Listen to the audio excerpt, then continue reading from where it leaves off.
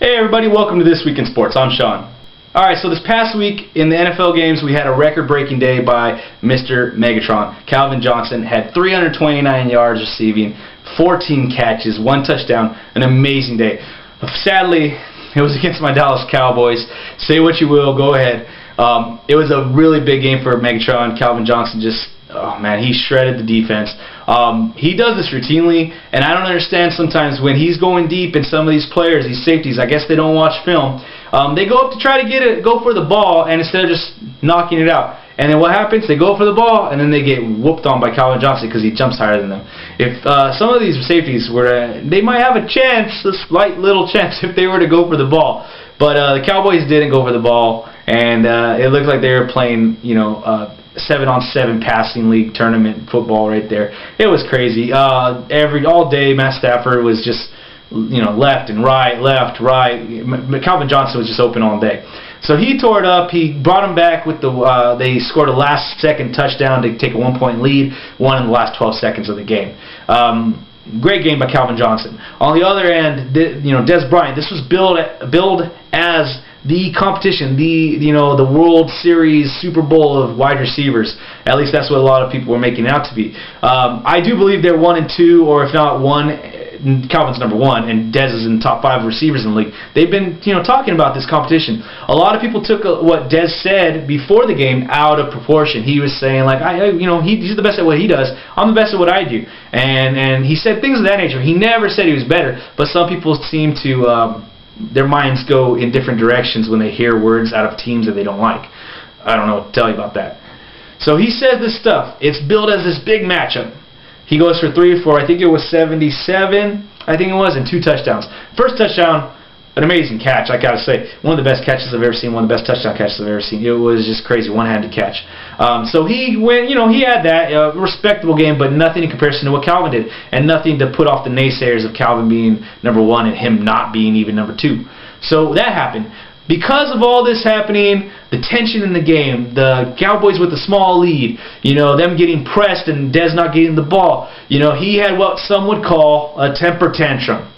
Is it a temper tantrum? Is it passion? I don't know. You guys decide. There are a lot of players out there that don't show this kind of things. There's a lot of players that show this type of thing.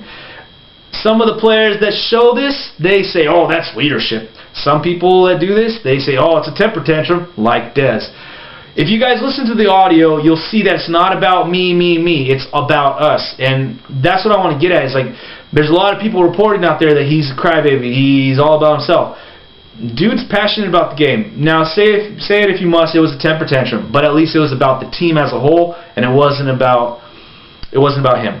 Now, I'm not forgiving him about this because he needs to focus that energy. Be passionate, but you need to focus that energy into beating your guy off the break. You see Calvin out there doing what he's doing. Try to match it. At least do half of what he did. I mean, shoot, 150 yards would be a great game. But no, Calvin did 329. That's all he had. I mean, just kind of put it out there on the field. He left it out there on the sideline, and a lot of people saw this as bad publicity for Dez and the Cowboys. So regarding a former player in the NFC East, Chris Cooley, he has a radio talk show. He came out saying, I guess somehow the conversation got to Albert Haynesworth. He said that he was lazy and he was just trying to get his money and run.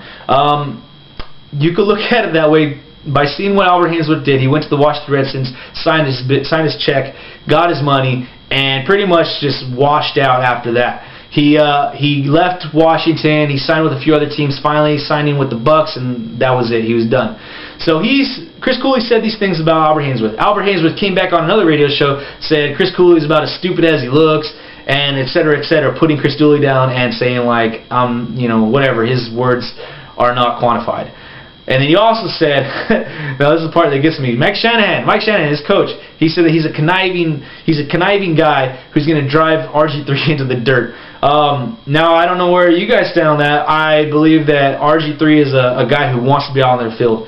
And if it were up to Mike Shanahan or some players, they might have been more precautious last year when he was still coming back from that injury.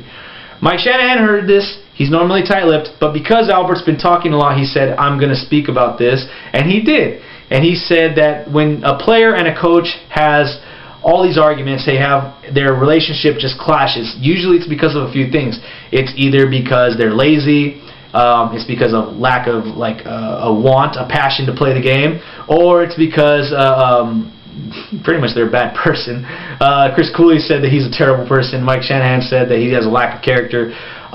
You have multiple people coming out saying this stuff about Albert Haynesworth. I think that it's funny.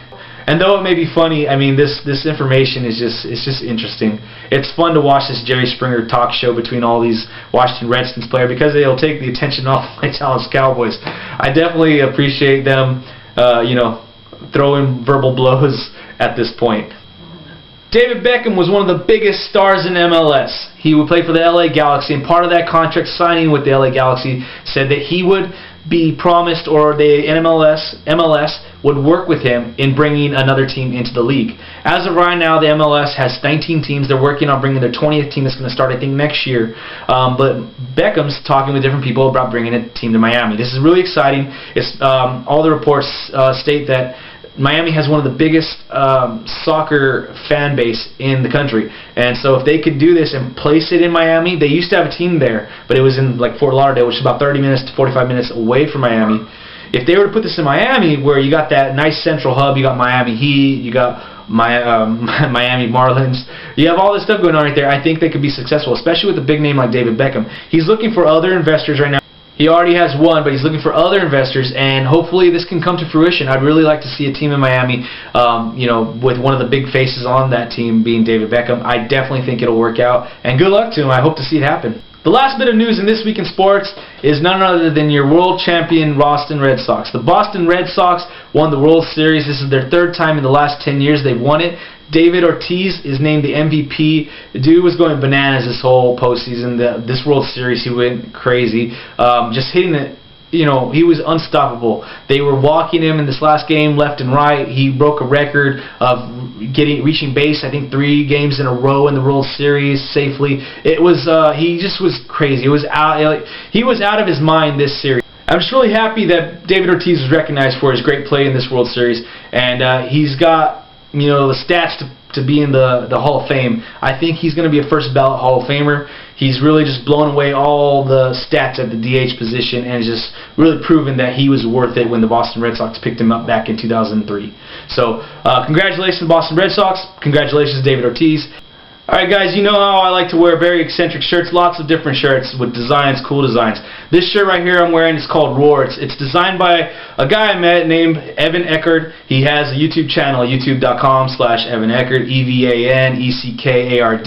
Check out his YouTube site, it's really cool. He is a really good artist. He draws pretty much everything you could think of. On the site he also has some live sketches where he speeds it up, shows you how the process is done. He shows you how to make font, all kinds of cool stuff. Check out his site, and this shirt right here is called Roar. You guys can check that out too. It's really cool. I really like it. Pretty awesome. Shirts feel nice. Go check out his YouTube channel. You guys will be pleasantly surprised with what he's got going on over there. So that's it for This Week in Sports, guys. Remember to click the like, share, subscribe buttons down below. Leave your comments, questions, and inquiries in the comment section down below. And let's have a great conversation this week. We'll see you next time.